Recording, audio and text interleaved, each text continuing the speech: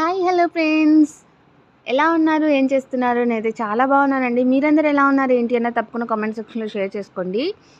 ఈరోజు ఒక మంచి miracle hair growth, hair fall control చేసే ఆయిల్ వీడియోతో అయితే మేము ముందుకు వచ్చేసాను. వీడియోని స్కిప్ చేయకుండా ఎండ్ వరకు చూసేయండి. మంచి హెయిర్ గ్రోత్ ఆయిల్ అయితే మీకు హెయిర్ గ్రోత్ ఆయిల్ వీడియో అయితే ఇక్కడ మీకు చూడొచ్చు. సో ఇప్పుడు వచ్చేసి వీడియోలోకి వెళ్ళిపోతే మనకి ఫస్ట్ మెయిన్ ఇంగ్రీడియంట్ వచ్చేసి మందార పూలు అండి. ఒక 40 వరకు అయితే నేను మందార పూలు తీసుకున్నాను. మీకు అవైలబిలిటీ లేకపోతే ఒక 3-4 డేస్ ఫ్లవర్స్ అయినా పక్కన పెట్టేశారనుకోండి, మీకు ఆయిల్ అనేది ఒక 15 డేస్కి సరిపడేలాగా అయితే ఉంటుంది. 3-4 ఫ్లవర్స్ తోటి ఆయిల్ చేస్తే అది ఎంత కాదు. కాబట్టి ఇలా నేను 30-40 ఫ్లవర్స్ అయితే తీసుకున్నాను. వీటి తొడిమలన్నీ తీసేసి పక్కన పెట్టుకున్నాను. ఈ ఫ్లవర్స్ అన్నీ వాష్ చేసుకొని ఉంచానండి. అందుకే అంత నీట్గా ఉన్నాయి. దీని ఫ్లవర్స్ మీద కూడా కనిపించిన డస్ట్ అనేది ఉంటుంది కాబట్టి డైరెక్ట్గా అలా ఆయిల్ ప్రిపేర్ చేసేటప్పుడు డైరెక్ట్గా యూజ్ చేయకుండా మనమైతే వాష్ అయితే చేసుకోవాలి.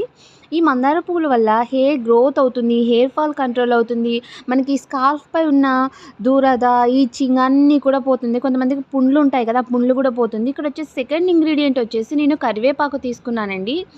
కరివేపాకు ముదురుదైనా తీసుకోవచ్చు, లేతదైనా తీసుకోవచ్చు. నేనైతే మీడియం ఉన్న కరివేపాకు అయితే తీసుకున్నాను. మరీ ముదురుది కాదు, మరీ లేతది కాదనమాట. వాష్ చేసుకొని ఆరబెట్టుకున్నాను.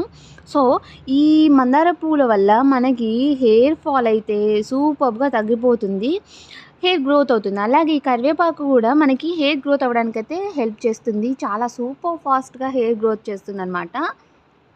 ఇక్కడ వచ్చేసి ఈ కలోంజీ సీడ్స్ తీసుకున్నాను.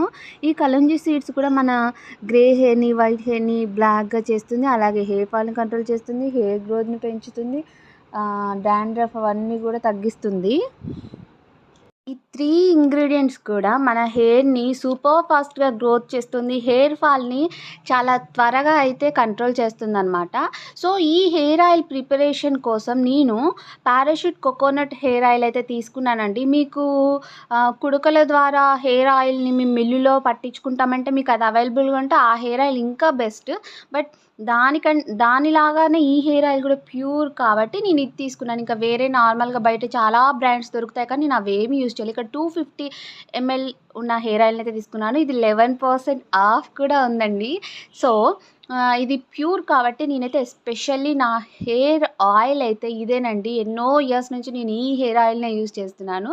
సో ఇప్పుడు ఈ 3 ఇంగ్రీడియంట్స్తో అయితే మనం హెయిర్ ఆయిల్ని ప్రిపేర్ చేసుకుందాం.